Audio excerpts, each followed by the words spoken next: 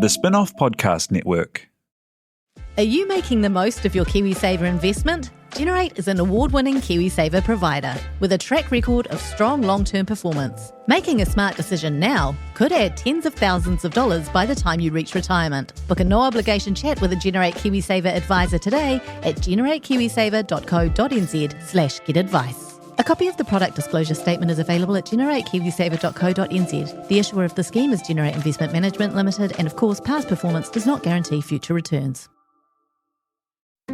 I'm Toby Manhire, and this is Juggernaut, the story of the Fourth Labour Government, a podcast in 6 parts. Doesn't give my opponents much time to run up to an election, does it? This nation is at risk. What do you think you're up to now, you perverted little liar? I could smell the uranium on it as you lean towards it. There's a radical overhaul in the history of New Zealand's administration.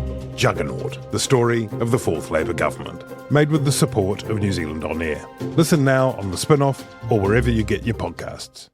It's like no one's wearing their masks on the street. They put their masks on to step into the door. It's totally true. And then you sit down and take your mask off. What do I do with this? I avoided the dangers of it. Like viruses accumulate around doorways. It's like walking through it's like taking the stuff out of your pocket when you go through an airport. You put the mask on.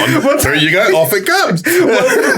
Once you sit down, you're safe because the virus is lighter than air. So it sort of goes, rises. Yeah.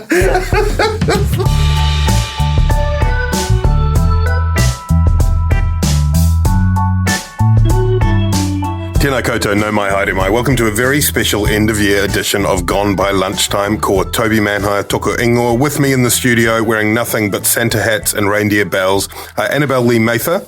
Kia ora. And Ben Thomas. Morena.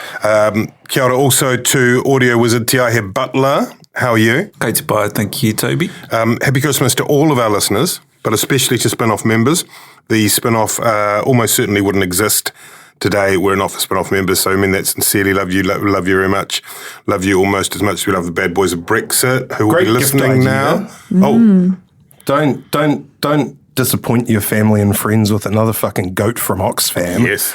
Give them a Spin-Off membership. Spin-Off memberships for Christmas help for create everybody. a 2-tier society in New Zealand like mandates have by having like members' friends and non-members' So we friends. have members' passports. Yeah, which got you to can scan with your the members' QR certificate code. before you can ask for Toby's autograph out in the newly freed streets of Auckland. Just do want to finish that point because it's important to the bad boys of Brexit to really welcome your commitment to the podcast through the course of 2021 and into the new year. 2021 was the year of Delta. It was the year of the vaccine. It was the year of 100 and who knows how many days in lockdown in Tamaki Makaurau. It was the year of Judith Collins' implosion. It was the year of Act's surge. It was the year of legs being spread. It was the year of Ben Thomas conquering the air fryer. It was the year of Annabelle Lee Mather becoming beatified as the patron saint of pigeons. Tell me about your year 2021, Annabelle, or the year in politics. Can I just Wrap it up in a bow. I've got a pigeon update. Oh, okay. Stop everything. Can you play the pigeon updates Play thing? the pigeon updates thing. Throw to the pigeon updates thing. So yesterday, a pigeon parked up at our front door in the afternoon and stayed there for ages.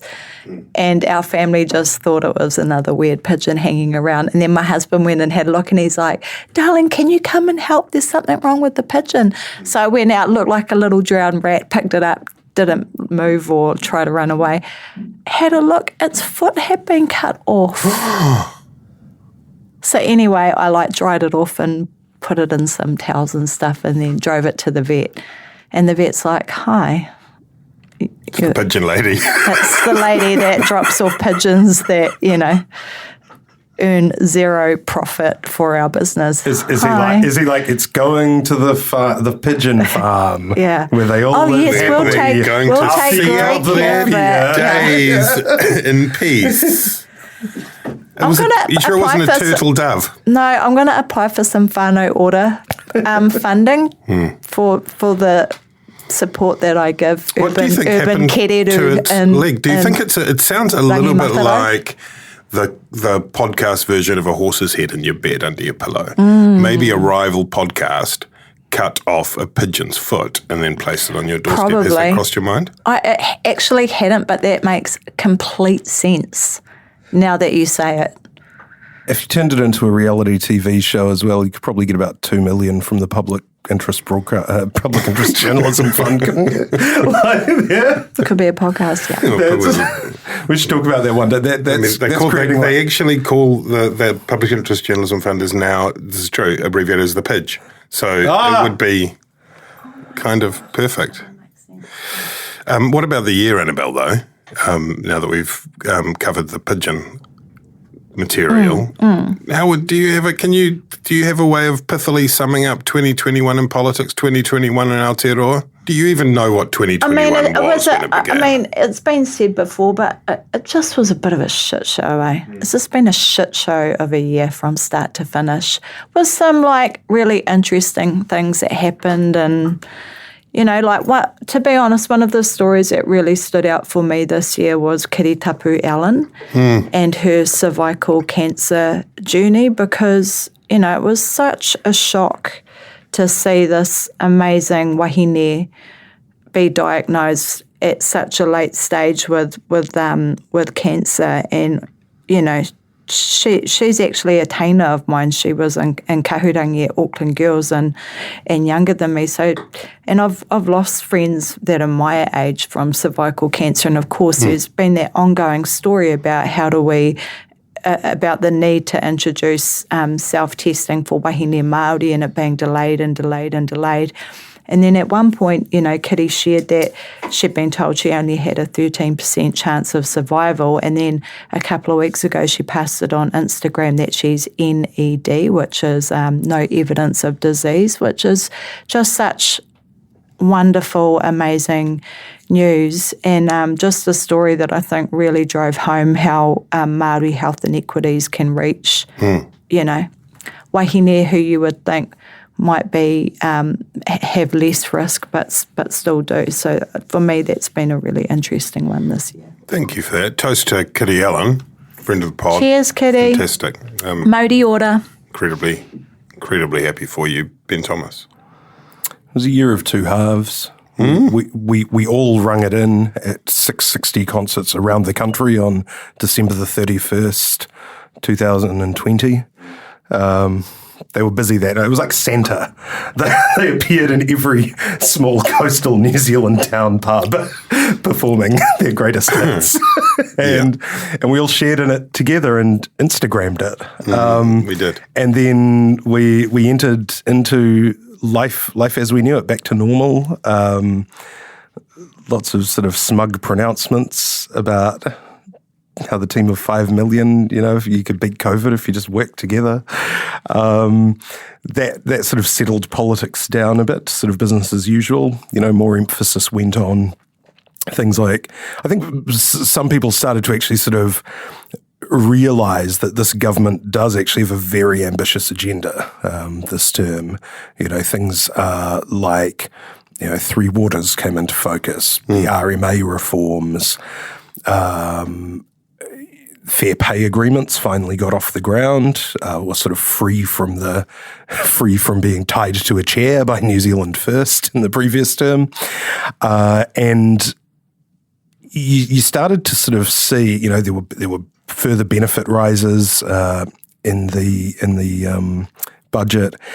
And it sort of seemed as if, we were kind of out of the COVID woods, and the question again came on to delivery for, Labour, now again free from New Zealand First, no handbrake, just careering wildly down the motorway with no way of stopping.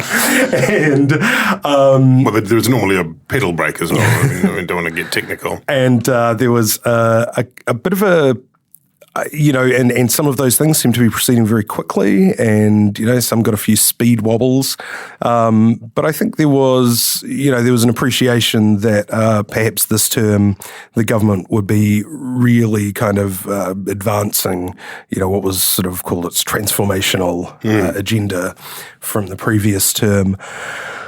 And then the second half of the year was just spent in my lounge. All of us together. Just hanging out on my sofa Just with drinking the Mountain rest of Dew. New Zealand existing only as disembodied Facebook messages and, FaceTime audio calls. And then it was today. And as of yesterday, we found out from the Prime Minister that red levels go into orange on December the 30th, which means that the three of us have, I think, 15 days to plan the biggest party of all time in Auckland. Some people have said it can't be done. You only have one wilted lettuce sandwich in a styrofoam container for all your guests. And I say, let's just do it and be legends. It is a great relief, I'm sure, for all of us that we can now continue with our normal habit of having more than 100 people over to our houses for a Saturday night, right? One of the things I thought, I've talking to a few people in recent days about this, is that whereas 2020, all of the lockdown COVID crisis stuff was filled with this adrenaline, and it was just racing around our bodies, and there was this sense of sort of apocalypse, and we're all listening hard to everything. At this time, it was much more of a kind of had a hangover feeling to it, So there wasn't the same sense of kind of the sense of concerted effort had lost something. Of course it did. I mean, there was fatigue in terms of the commitment to the cause or whatever. Having said all that, I was just looking, this morning, and we've got 89% of the whole country of the eligible, 12 and over eligible, have had 2 doses of the vaccine. 90% are, if you include those who are booked. It's running at 94% for 1 dose across the country. There have absolutely been some serious shortcomings, and we've traversed those in this podcast, so we won't just do that necessarily again right now. It's funny you say that about Delta Tope, because when it was announced that there was 1 case and we were going into lockdown, I was like, oh my God, we're going to smash Delta. And everyone's going to see us smash Delta, and we're all going to do it together, and we're just going to be like the kings of the world, and everyone will be jealous of. Time for special little New Zealand to shine again. Yes. Exactly. Although then we would have been in a different kind of quandary at some point, wouldn't we, in terms of what happens. And now we've got the Omicron. Oh, God, I don't necessarily want to get into this in any length because I've got a quiz to deliver. Okay, go. But, it's interesting in terms of the start of 2022 because we haven't also covered, we'll come to this in a bit, but the National Party feels like absolutely as though it's recalibrated and ready to perform the role of a functioning opposition, hopefully. And so I sort of feel as though after this year of a lot of work, especially from people who are involved in the vaccine rollout on the ground, huge amount of mahi across the board, but it still feels as though there's sort of a reset that we're ready to go. Oh, yeah. And look, we had to grapple with pretty important ideas of what it means to be a New Zealander this year. It's pretty funny how quickly we incorporated, the coolest little COVID-beating country in the world into our national identity. And I still don't know if people have got their heads around it. As Auckland was sort of coming into level, 3-point picnic plus retail. 3.3 recurring. That's right. 3.3 endless recurrence. Just every day the same. Like Nietzsche's demon. Is that right? Mm-hmm. And there would be, reports and, say stuff, and they'd say, 3 cases in Nelson, and the mayor of Nelson is like, we don't know, how big this outbreak will get. It's like, it'll get everything. Like, it's sort of like talking to people. I've spoken to a number of people who, now that Auckland is reopened, sort of like, well, I'm just being a bit cautious. I'm just being a bit careful, just seeing how things go. It's like, get out there. There's not going to be any less COVID if you leave it longer. The COVID levels are going to go up, not down. So, get in quick. This is our little golden period, before winter comes. Yeah. Okay. Yeah. Well, let's enjoy that golden period. We've got to do this quiz because the real pod's coming to the studio soon. And we started a little late. incursion. Okay. Yeah. All right, let's go. Let's just going to run through this quiz. It's kind of, we'll see how it goes. We've got a few guest questions. Yeah, I don't know anything.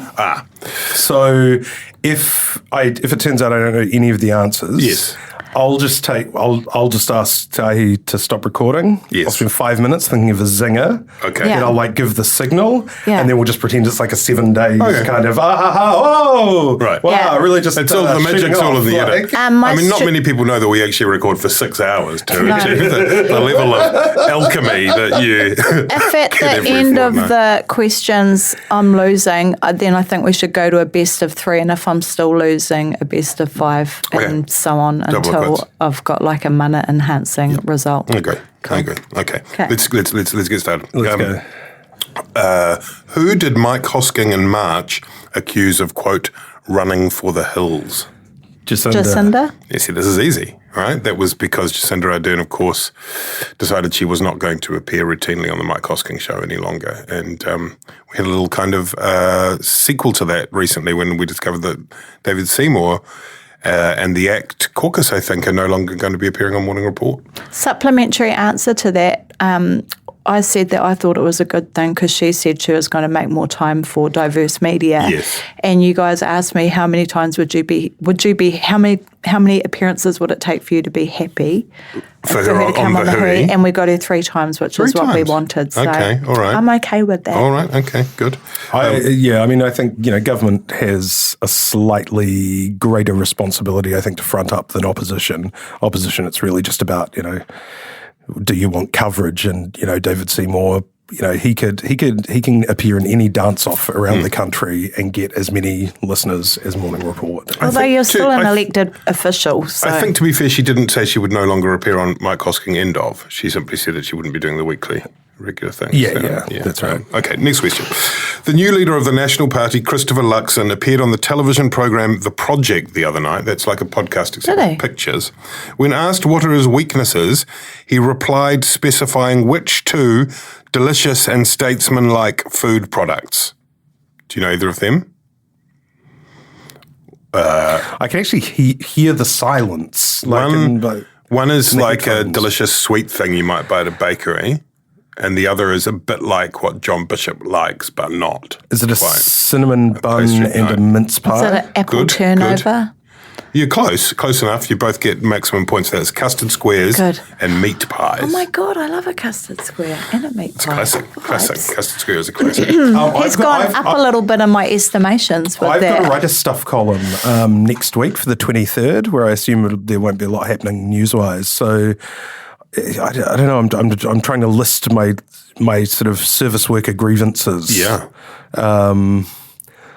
They didn't have the kind of lighter that I wanted. Yeah. At the Gull. Yeah. So that might be a 2-parter. We might take that into the new year. I think you should do it. Not to be pedantic, but did he say a meat pie or a mince pie? Liar. A meat pie, different. Nobody goes to the bakery and orders, can I have a meat pie? You either get a mince pie, a mince and cheese pie, a steak pie, a steak and cheese, or a steak and as a cheese. category. He does not go to the bakery and buy pies. It's like when you go to... He just got caught out red-handed. No, I don't think so. I think he buys steak and kidney if it's available. The lack of specificity gives that one away. And also remember, he's a chief executive, right?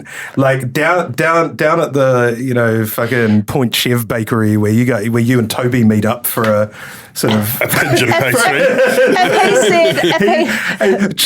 He's going to Cazador. He's getting like a Wagyu beef pie with bechamel sauce. No, he'd have like a he's getting baggage, a ragu pie. He'd have a baggage handler kidney pie kind of vibes. What I love is occasionally you go to a sort of restaurant around the back of somewhere and it would have a meat curry on the, which always just makes me imagine I'll have one meat curry. The special. Right. In September, 2 people were caught after allegedly trying to cross the border into Auckland. Neither was a lawyer or a horsey man, but these people were caught with $100,000 in cash and a boot full of what? KFC. Too easy. Well done. Which 2 Labour MPs attempted to out-alpha one another in photos that showed them getting their vaccination shirtless? Stuart Nash. And Hipkins, was it? No, Peony. obviously. And Nashi said, "Oh, that's not much of a shoulder there, isn't there?" Or something like that. and Stuart Nash's explanation is when he was tracked down by Ace investigative reporter and new spin-off editor Madeline Chapman, he said that the reason that he had to take off his shirt for his first vaccination and the accompanying Instagram photo was that he couldn't roll his shirt over the guns. No. Impossible. No. But nor could he slip it over his shoulder and do a bit of a contortionist shimmy because he had hurt his back getting gains in the gym. He had been hitting the iron too hard, and he was carrying an injury. So, and my favorite bit about it, because it made me sort of like nostalgic and wistful and very glad for the end of my past life, was that the person who had to take the photo was Barbara Edmonds, the Mana MP, because they were out on the campaign trail together, and he decided to get his vax at the time. And she used to work in his office as his private secretary for revenue when she was with Inland Revenue. And it just made me remember what it's like to be a ministerial staffer / aide / manservant.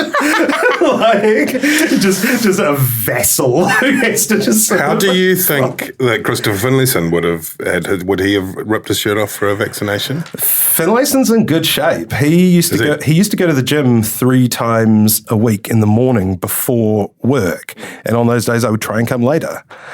I actually think he's been tremendous in the National Party stuff. I mean, he'll go back to being well-behaved and quiet now, but he should really have a talk show, I think. I would actually quite like to hear him doing talkback or hosting it. He's very funny. Oh, Finlayson, he'd be great. Yeah, he's great talent. Okay, he can't leave anything just for me. What about Chris Finlayson as the new News Hub political editor? That would be on the Nation, replacing Tova. New Nation. He could have one on like Tautoko FM or something. He used to have Tahu FM before he entered Parliament, or maybe when he was a first term MP. He had a talk show on like Access Wellington radio, and he and he'd have Tim Grosser on as his most regular guest, and the two of them would just talk about which classical music was boorish nonsense. Yeah, Virgil. I can't bear the Aeneid. Talking about the Nicene Do you have a Council. question for us? Yeah. Do you want to do a question? Okay. Go on. What is Matarangi?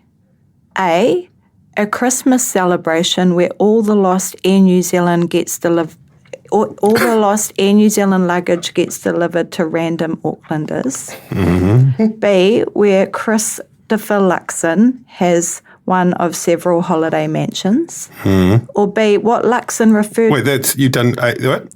ABB? No. No, there are only 2 so far. That was B. That and was now B. I'm on to C. Okay. Where Chris Luxon has a holiday... Oh, no, shit. That was B. Wait, C. Okay, wait, here's C. Okay. Can you have a No, don't. No, that's good. This is all good content. What Luxon referred Matariki to...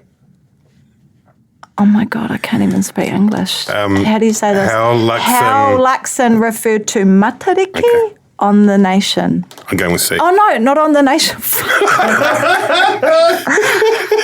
On Q&A with Jack Tame. Okay, this has gone poorly, hasn't it? I'm going C. I'm not a quiz master. You're correct. You win Ben, the do you have a prize. question? No, I forgot that we had to do them. Do you want to? You're not even going to come up with it on the spot? You couldn't do worse than that. Come on. No, that was quite good. That was quite funny. I'm going to keep going. You can jump in with one. I've got a few more, and then we've got our special guest questions. Okay. This is the 24th Gone By Lunchtime podcast of 2021. Is it? Yeah. Do you know we're doing this podcast? This is the 6th Christmas special we've done. Oh, my God. How long? incredible? When did we start? Was it 2017? 2016, I think. 2016. So we've been, there's how many national leaders have we seen off? Hey, do you want to know something weird? Go on. You know, like when you asked me to come and do an interview with you which ended up being the first episode of Gone By Lunchtime. Oh, yeah. And it was like a podcast. I had no idea. I thought it was like a once-off thing. And I remember I just had Waitaiki and I had like mean mum brain and I said like lots of English words like really, really wrong and gave terrible reckons, which is a legacy I continue to this day. But I had no idea it was a regular thing. And then you emailed me back and you're like, okay, so on the next episode, I was like, what? Is this like a regular, ongoing thing? Wow. Yes. Now New Zealand's longest running, most beloved and probably only podcast. Well, I think there's number something one, in there. baby. Did you see that? Not to be Skidey pants, but we were number one on the Apple podcast chart. We smashed, what are they called? Zeke We're and like Ed, the Madonna who are of the ZM people? Fletch and Vaughan. Oh, yeah. Fletch and Megan. Smash them. Yeah. Dom and Jolly. Fucking wasted them. Wasted.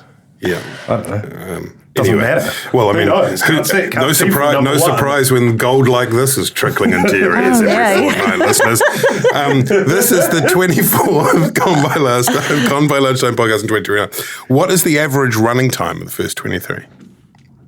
The average running time of our podcast this year. I'm going to say 54 minutes. 54 minutes for Annabelle Lee. Because I always say, let's try and keep it to half an hour. And you guys are like, yeah. And then I'm like, we're at 45 minutes. And I'm like, guys, wrap it up. No, it's tight 30. 30. Exactly. That's the mean, it's the mode, and it's 30. the median. Every episode has been exactly 30. Do you want to have a go? The average length of the Gone By Lunchtime podcast, you've been involved in probably the second half of them. So I'm going to say 42 minutes. The answer is 41.95 minutes. 42 minutes. You have not seen that answer. That is the first time. That is, it's off the cuff. Congratulations to I hear. You win Christmas. On the New Zealand traffic lights, on the roads rather than in the COVID framework, Christmas. According to official legislation, the three colours are red, green and what? Orange. Amber. No, it's orange. It is orange. You're both wrong, and you clearly didn't read my Pulitzer-winning diatribe in the spin-off. It's yellow. Oh. That's the official colour of the middle. I know. Wait, but the Prime Minister's been saying orange. Exactly. What the fuck? It's a scandal. Okay, very quickly. Who in October said to Jacinda Ardern, we've scrummed down, we've packed tight, and together we've got the ball over the line? Said to Jacinda. Yes. Scrum down. Somebody who's in a bit of bother lately.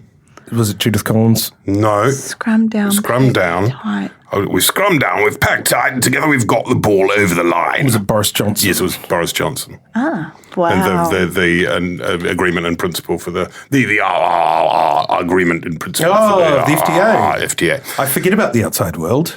In September, Sir John Key wrote a column in which he critiqued the government's COVID response and used the phrase smug hermit kingdom.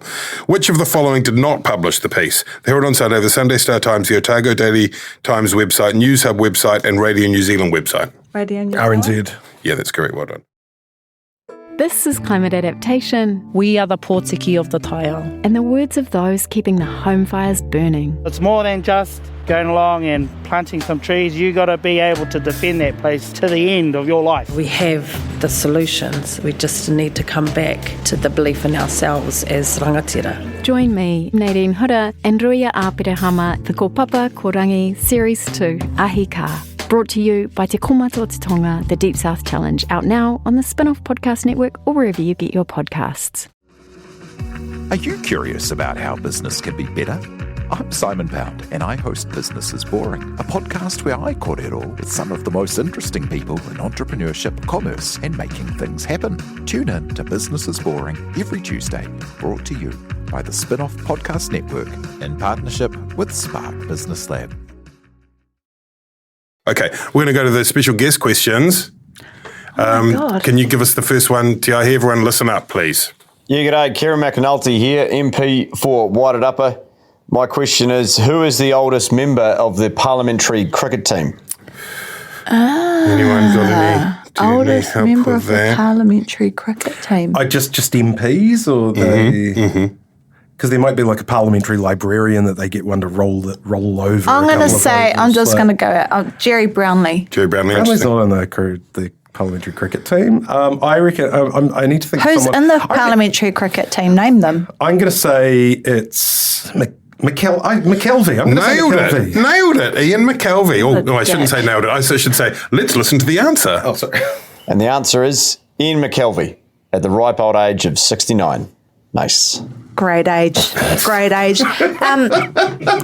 Ben, you're such a nerd. Those parliamentary sporting teams are kind of a rort. Like the parliamentary rugby team is about sort of 4 MPs, always Stuart Nash, always Mark Mitchell, and then they just sort of, they get security guards, and they'll get, a particularly fit comms manager. Whose work social netball team doesn't have a few ring-ins? Let's be honest. Okay, let's go this one. Kia ora, Karen. That was awesome. Kia ora, this is Debbie Ngārewa Peka, the co-leader for Te Pāti Māori. Merry Christmas whānau, hope you're all well.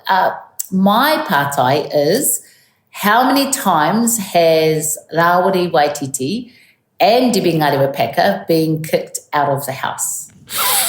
Twice? The Rawiri's been twice. I'm going to give Debbie 3. I think they go together, don't they?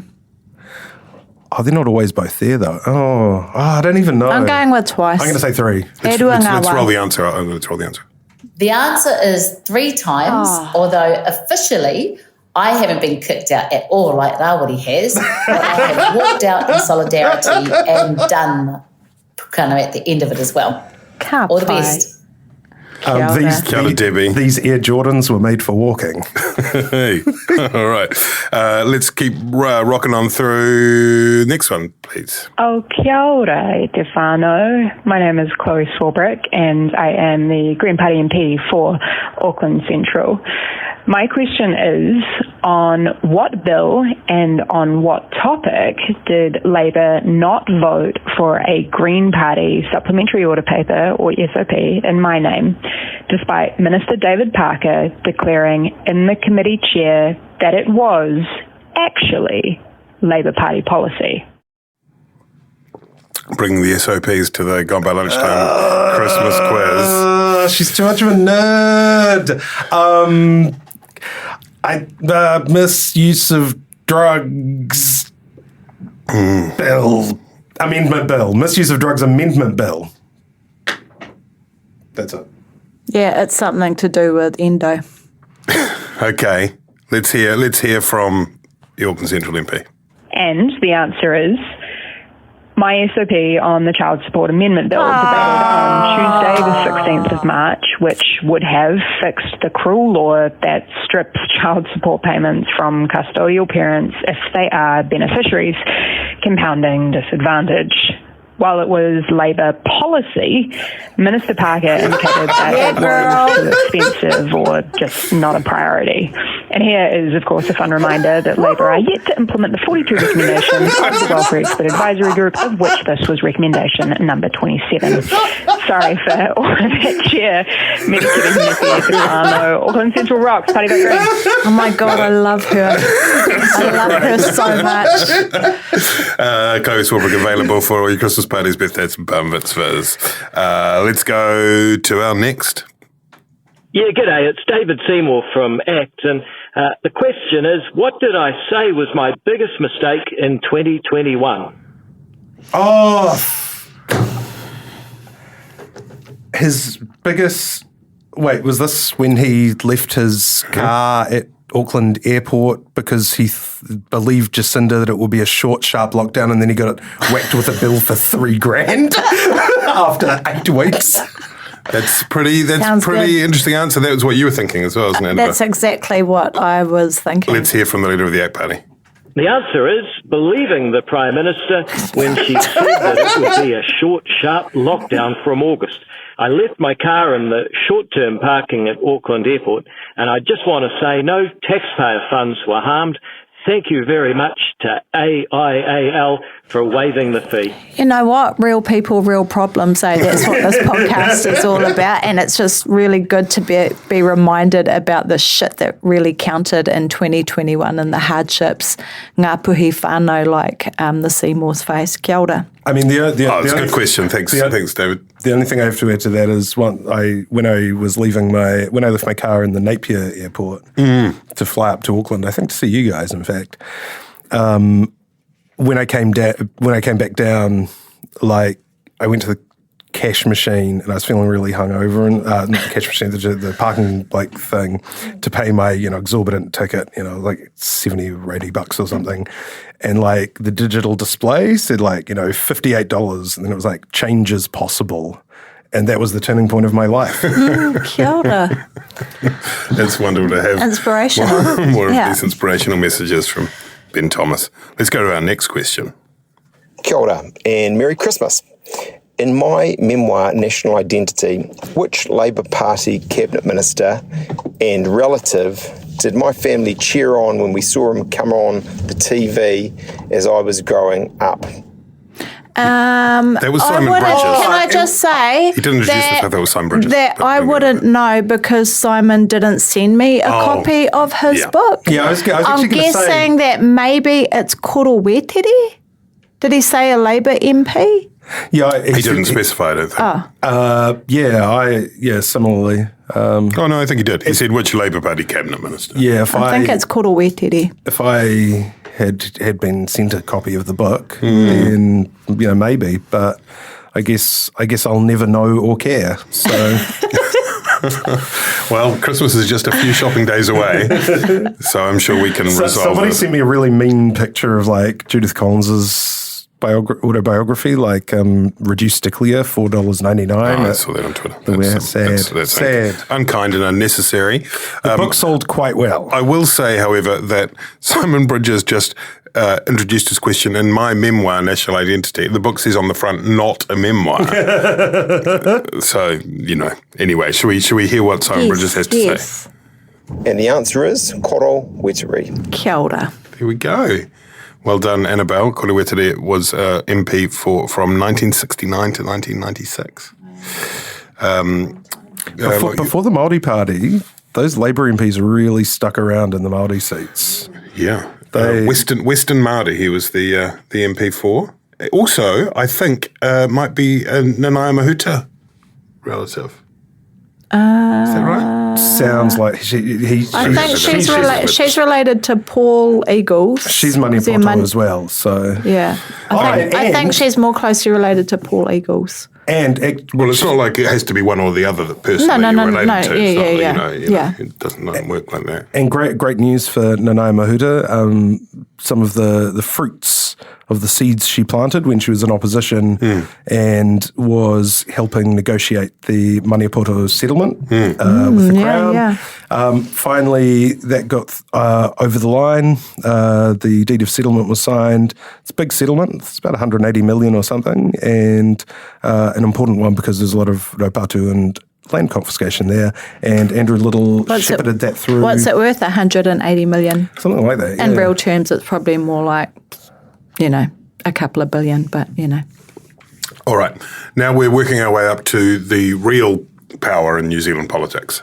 Kia ora koutou, meri kirihimete. My name is Tova O'Brien. I'm News Hub's political editor, kind of, a bit between jobs. I'm also a long-time listener, first-time caller and big fan of Gone By Lunchtime. Like our political polls, my 2021 political quiz question is a bombshell, game-changer, seismic blockbuster that will change the political landscape as we know it.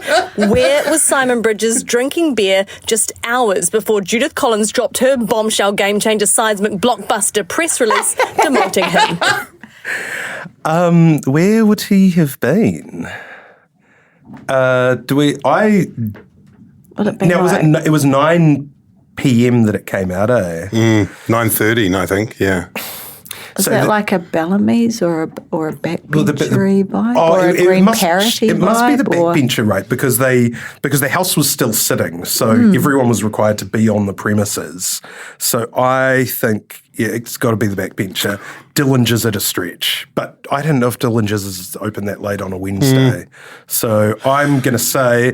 So you're thinking sort of proximity to... What else? The Bellamy's, backbenchers, anything else? The Thistle Inn is just down the road. Anything else? The thing is, once you get past the back, I mean, there's also the other way, other direction. Other direction. There's wait. What's the Bob Jones one called? And he made them remove the pokies because he thought they were distasteful. Incidentally, Bob Jones said I look like a serial killer this week. Can we get the spin-off has successfully mobilised against him before because of his outrageous and divisive comments. You should sue him for defamation. It was on his blog, so I can't appeal to anyone to have him fired. Yeah, but what in what context did you emerge as a serial killer identikit? Oh no, that was the whole blog post. Really? Yeah, I think he said what did he say? He said that stuff for a bunch of dastardly lefties published my columns, which were very intelligently written, but Stuff had a plan to neutralise that by publishing my photo along with it. I think we've traversed the Stuff byline photos before on this podcast, and look, it wasn't a good day, and you're thinking of the one that's got it's got an English pub type name that's on the edge. It's not that. Not that one. No. What else is there? There's Pilking. Is it still called Pilkingtons? Was he? Oh, he wasn't like Dragonfly. Is it? No, why would he be there? Dragonfly. I don't go boozing that often in Wellington, so I can't. No, Foxglove. I'm thinking of Foxglove. Shall we hear? Shall we hear from Auntie Tova? Auntie Tova directly. Yeah. And the answer is Huxley's the bar just across from Parliament. How do I know this? Because I too am lazy and default to the nearest watering hole. It is also, as it turns out, the perfect place to spy on politicians. Merry Christmas, everyone. Thank you, Tova. Tova is amazing. Is in the new year beginning as a host on the morning show Tova. On what are they calling the station? Today, is it? Today. The intellectual property of Magic Talk has been bought by Sean Plunkett's The Platform for $1.80. and so now the MediaWorks are rebranding. So we're excited about that. All right, we've got one left. Let's go. Kia ora, this is Jacinda Ardern.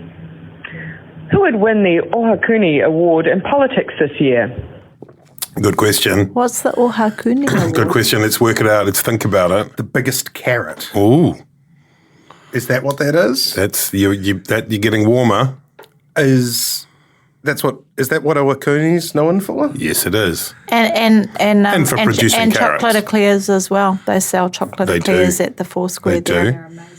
They do. They also have quite a big mountain, but that's irrelevant. Is it, so the Ohakuni Award, would that be for the biggest carrot? So that would be for Jacinda Ardern for offering incentives to vaccinated people.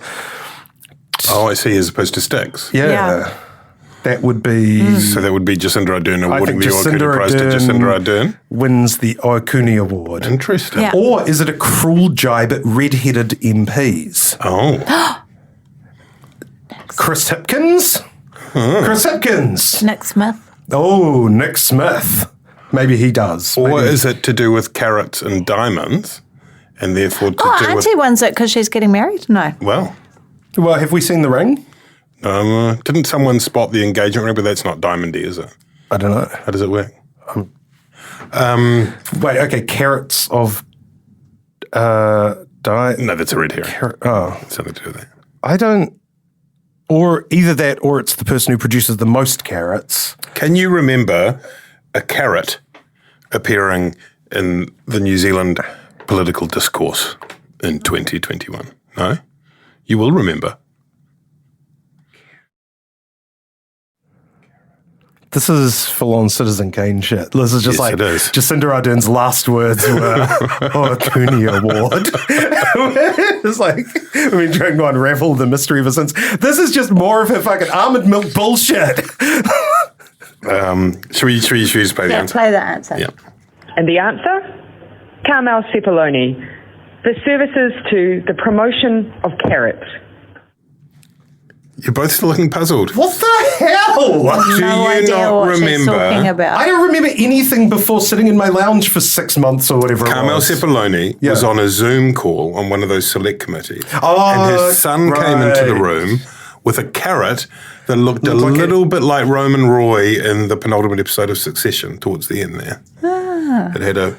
on the... Did he actually have the carrot or had he just seen it? No, I think he brought the carrot into the frame. He was waving the old phallic carrot around. We'll have a freeze frame Zoom shot of this in the members caption. section. Yeah, $10 per month for your loved ones. If you subscribe now for a Christmas gift, you get a framed Toby Morris illustration of the carrot. Well, a framed Toby illustration. We can't promise any more detail on that front. Look, thanks very much to all of those politicians who so generously sent in questions to the inaugural Gone By Lunchtime Christmas quiz for the year 2021. I think that we've kind of come to a thudding end. We were going to talk a bit more about the parties, but we can save that until plenty of time. Like we'll do it during I think fallow everyone times knows. next year. Everyone knows. I think everyone knows what we about think. the parties. Yeah, and we will do it in the new year. We will all deliver our State of the Nation speeches in full 60-minute special editions in January. I think there's also going to be a few reissues over the summer, so you can listen again to us talking if that's something you wish to do while you're lying on the beach. Have you got any final Christmas messages to the beloved, erudite, frankly beautiful listeners of Gone By Lunchtime, Ben Thomas? Look, it's been an honour to share my lounge with you all this year. God, all those podcasts we did, we were sitting at 9 o'clock at night, Te Ahi is nodding his head with a kind of sort of slight PTSD shudder in it through lockdown. That was a time. It's quite nice to be able to be in a room together. Annabelle, have you got any parting wishes for Tangata Gone By Lunchtime? Just be kind to the pigeons in your neighbourhood. And be kind to the pigeons in Annabelle's neighbourhood. They're really going through it. Would you just please don't sever the limbs of pigeons and leave them on her doorstep? That's not okay. Thanks to Yahia for making everything go so swimmingly. Thank you to everybody. Have a really great Christmas and a great New Year, whatever traffic light you may find yourself in, and we look forward to catching up in the new year. He mihi nui, tēnei kia koutou.